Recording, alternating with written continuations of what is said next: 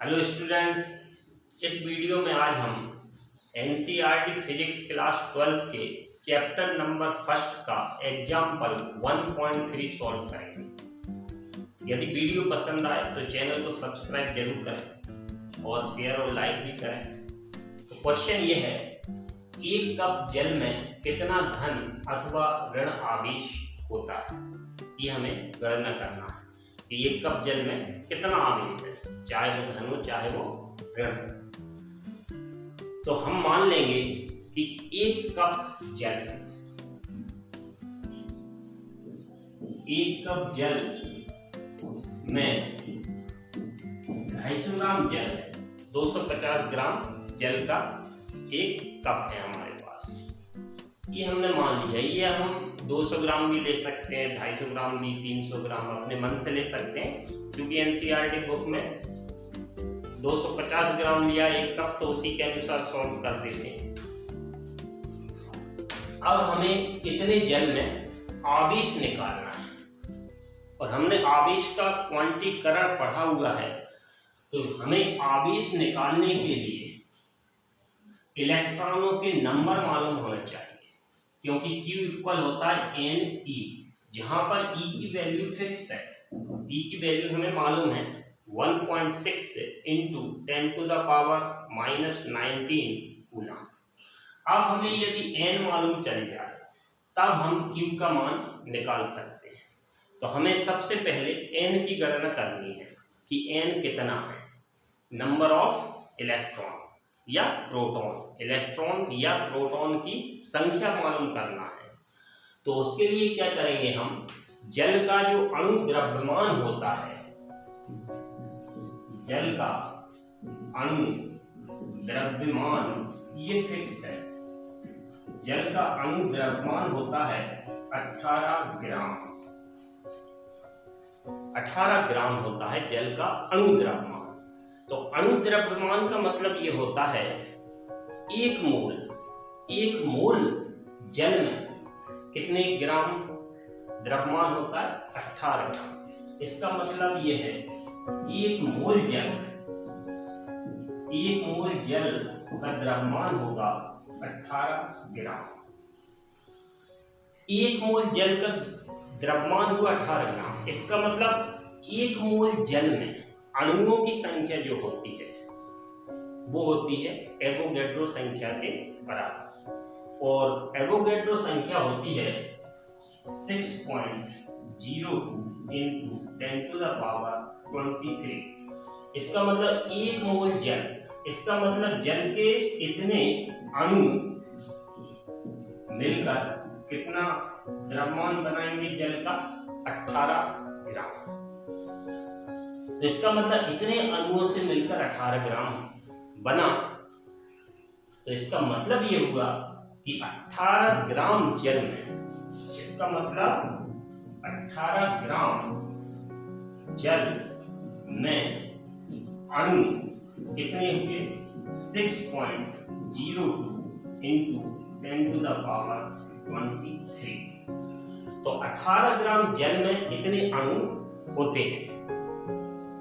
अब हमें मालूम करना है कि 250 ग्राम जल हमने लिया है एक कप में, माना कि तो 200 ग्राम जल में कितने अणु हैं।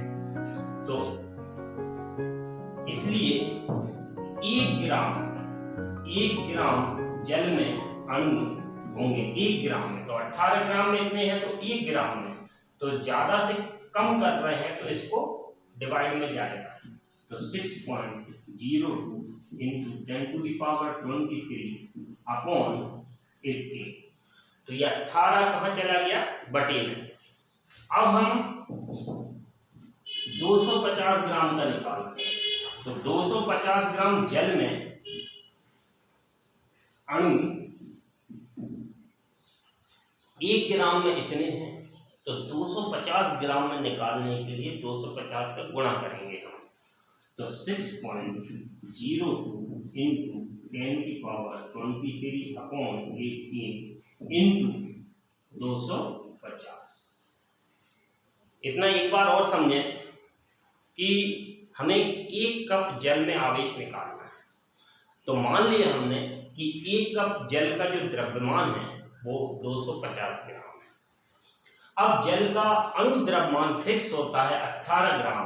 अणु द्रव्यमान का मतलब यह है कि 1 मोल जल में 18 ग्राम द्रव्यमान है जल का। तो इसका मतलब ये हुआ 1 मोल जल में कितने अणु होते हैं, इतने 6.02 गुणे 10⁻23 अणु। इसका मतलब ये हुआ इतने अणुओं से 18 ग्राम बना। तो इसको याद करके हम लिख सकते हैं कि 18 ग्राम जल में अणु इतने होते हैं। तो इसलिए 1 ग्राम जल में अणु निकले तो ये 18 बटे में चले गए, क्योंकि ज्यादा से कम का निकालना। अब कम से जब ज्यादा का निकालते हैं तो ये गुणा में जाता है। तो ये आ गया हमारा 250 ग्राम जल में अणुओं की संख्या। अब हमें मालूम चल गई कि हमारे 1 कप जल में इतने अणु हैं। अब जल का जो एक अणु होता है, जल का एक अणु जो होता है, इसमें 2 हाइड्रोजन के परमाणु होते हैं और 1 ऑक्सीजन का परमाणु होता है। तो इस अणु में इलेक्ट्रॉन तथा प्रोटॉन दोनों कितने होते हैं, मतलब नंबर ऑफ इलेक्ट्रॉन तथा नंबर ऑफ प्रोटॉन ये दोनों ही 10 होते हैं, क्योंकि 1 हाइड्रोजन परमाणु में 1, तो 2 हाइड्रोजन परमाणु में 2 और ऑक्सीजन में 8, तो टोटल हो गए इलेक्ट्रॉन तथा प्रोटॉन, मतलब दोनों होते हैं। तो इसलिए तो जितना धनावेश होता है उतना ही ऋण आवेश होता है, इसलिए सामान्य अवस्था में जल उदासीन होता है। हर पदार्थ में जो चीज उदासीन है, मतलब जिसमें आवेश नहीं है, जिसमें करंट नहीं है, इसका मतलब यह है उसमें नंबर ऑफ इलेक्ट्रॉन और नंबर ऑफ प्रोटॉन बराबर है, लेकिन इसका मतलब धनावेश जितना उतना ही ऋण है, इसलिए टोटल कितना हो जाता है, 0, इसलिए उदासीन हो जाता है। तो इसका मतलब ये हुआ इलेक्ट्रॉनों की संख्या और प्रोटॉनों की संख्या दोनों एक अणु में होती है 10। तो अगर हमें 2 अणु में निकालना होता तो 2 का गुणा कर देते तो 20, 3 अणु में निकालना होता तो 3 का 10 में गुणा करते तो 30। अब हमें निकालना है इतने अणुओं में इलेक्ट्रॉनों तथा प्रोटॉनों की संख्या, और बराबर होती है तो इलेक्ट्रॉनों अथवा प्रोटॉनों की संख्या भी लिख सकते हो।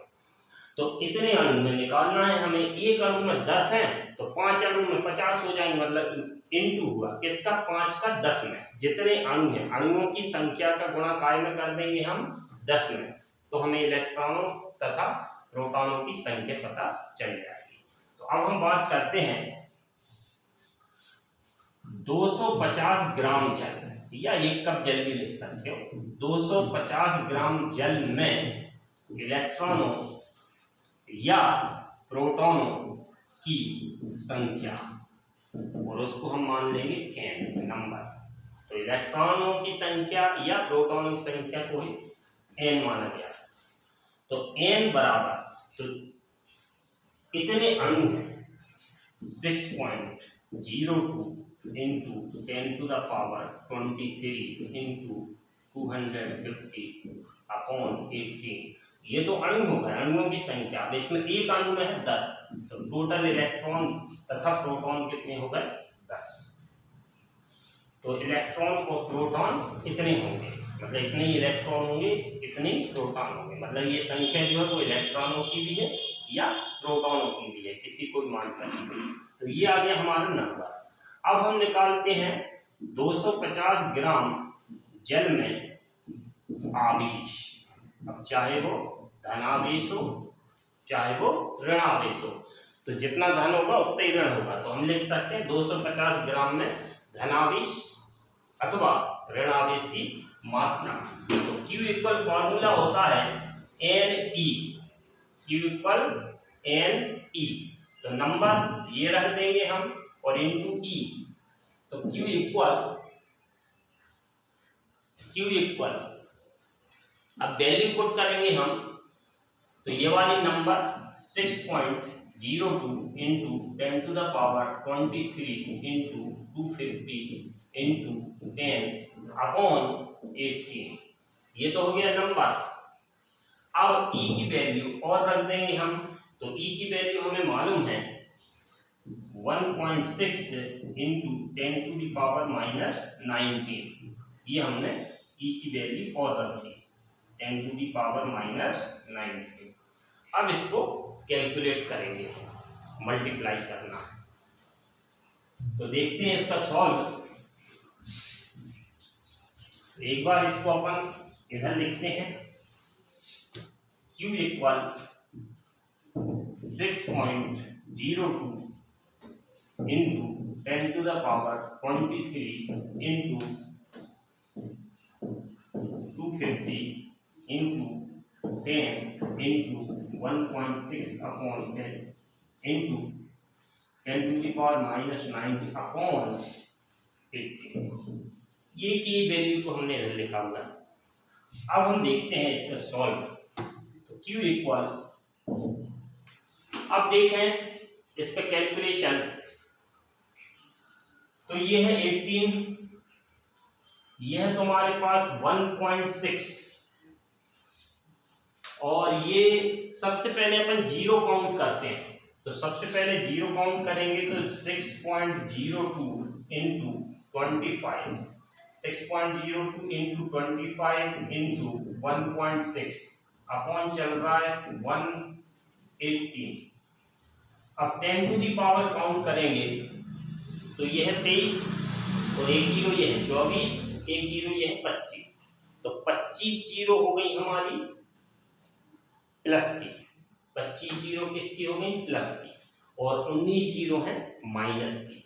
तो टोटल जीरो हमारे पास बची 6, क्योंकि 23, 24, 25, 25 माइनस 19, 25 में से 19 कम हो गया, कितना बचा 6। अब ये पॉइंट हटा रहे हैं हम, तो ये पॉइंट हटाए तो एक जीरो नीचे बढ़ी। अब इसको 5 से कैंसिल कर दो, 5 दूनी 10, 5 25। अब ये 16 है तो इसको 2 से कैंसिल करो तो ये 8 बार कैंसिल होगा। अब इस 8 को फिर 2 से कैंसिल करो तो 4 बार, और ये 9 बार, ये कैंसिल हो गया। अब क्या बचा वो देखते हैं हम।